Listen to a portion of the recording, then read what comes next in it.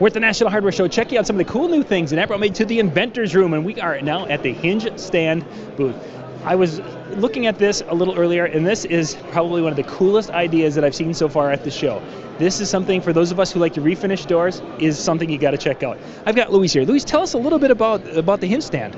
Yeah, so the hinge stand is the quickest way for painters to set up doors or brackets. They hold either at the left or the right hinge side of the doors. As you can see, all you need is just use the hinges from the existing doors, and then you take the pin in, and then you hold the brackets in. We also have some floor spacers on the bottom to protect the doors from damage, and then to give you a quality finish on the bottom as well.